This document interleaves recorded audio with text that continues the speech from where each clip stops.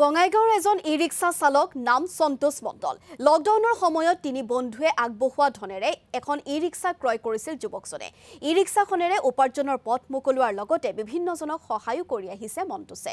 গৰ্ভৱতী মহিলাক বিনামূলীয়াকৈ যাতায়াতৰ সুবিধা দিয়ে এই যুৱকজনে।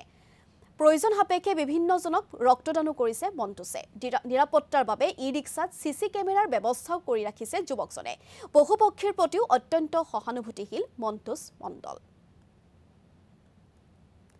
আৰু এই যুৱকজনৰ সন্দৰ্ভত আমি কিছু সবিশেষ বা কিছু শেহতীয়া কিছু তথ্য জানিবলৈ চেষ্টা কৰিম আমাৰ সাংবাদিক সীমান্ত চৌধুৰীৰ জৰিয়তে।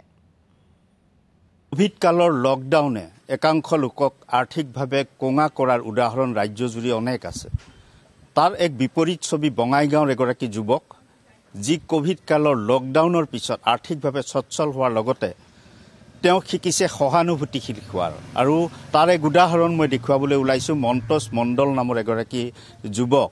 আৰু লগতে মই দেখুৱাবলৈ লৈছোঁ এখন বিশেষ ই-ৰিক্সা।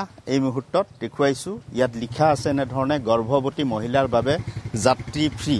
সিহঁতক মই যিমান অবধি মই বাচি থাকিম, সিহঁতৰ যিমান মানে হয় মই সাৰা জীৱন সিহঁতক মানে কৰি থাকিম। আৰু সিহঁতৰ কাৰণে আজি মই যিখিনি আছোঁ সিহঁতৰ কাৰণে। কিয় লকডাউনত এনেকৈ অৱস্থা হৈ গৈছিল, মোৰ ঘৰত দুটা বাচ্চা আছে, মা আছে, চলাবৰ নিচিনা মানে একোৱেই নাছিল। তেতিয়া সিহঁতে মানে আগবাঢ়ি আহি ফালে মোক মানে ইমান সহায় কৰিছে কি মানে ঠিক আছে তুমি এতিয়া কি কৰিবা, কাম কাজ নাই, তেতিয়াহ'লে আমি তোমাক পইচা দি আছোঁ, তুমি এটা ই-ৰিক্সা লোৱা। মানে প্ৰথম আছিল মোৰ এটা বন্ধু পংকজ দত্ত, সি ৰেলৰ চাকৰি কৰে, ষ্টেচন মাষ্টাৰ। দ্বিতীয় আছিল আপোনাৰ সুকান্ত দত্ত, সিও ৰেলৰ চাকৰি কৰে। আৰু এজন আছিল গৌতম সেন, সি কিতাপৰ দোকান আছে। সিহঁতে তিনিজন মিলি মানে মোক মানে এইখিনি মানে সহায় কৰিছে। এইটো বুলি নহয়, মোক বহুত পালে মোক সহায় কৰি এতিয়ালৈকে সহায় কৰি আছে। এতিয়া মই যেতিয়া মানে সিহঁতৰ কাৰণে এতিয়া মই নিজে সিহঁতক মানে কিবা মোক পৰা হেল্প লাগে কিবা কৰে, মই যেতিয়া ফোন কৰিলেই মই সিহঁতৰ কাৰণে গুচি যাওঁ।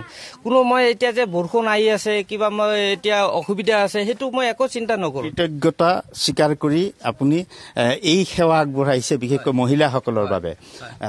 মহিলাসকলে কেনেধৰণে কি কয় আপোনালোকে?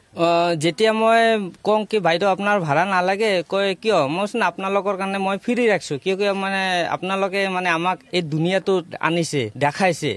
তো এইখিনি আমি আপোনালোকৰ এইখিনিৰ কাৰণে যদি এই সময়টোক যদি আপোনাক মই কিবা সেৱা কৰিব পাৰোঁ, মোৰ কাৰণে মানে বহুত মানে মোৰ ভাল লাগিব। দাদাই বহুত সহায় কৰিছিল মানুহবিলাকক, আমিও জানো। আৰু আমাকো সহায় কৰে। আমিও কেতিয়াবা গাড়ীত চলি মানে ইফাল সিফাল ঘূৰিবলৈ যাওঁ, তেতিয়া ইয়ে কয় যে ভাড়াটো নালাগে। মানে এনেকুৱা সহায় প্ৰতিগৰাকী মহিলাক বা কিছুমান ল'ৰাকো কৰে, এনেকুৱা নহয় যে বোলে খালি মহিলাকে কৰে, এইটোৱে নহয়, প্ৰত্যেক মানুহকে কৰি আহিছে আৰু আজিও কৰি আছে। আৰু আগন্তুকো মানে সি আগুৱাই যাই আছে আৰু কৰিয়ে থাকিব। এনেকুৱা মানে এইটো কামনা কৰি আমি ইয়াতে সামৰি মাৰিলো।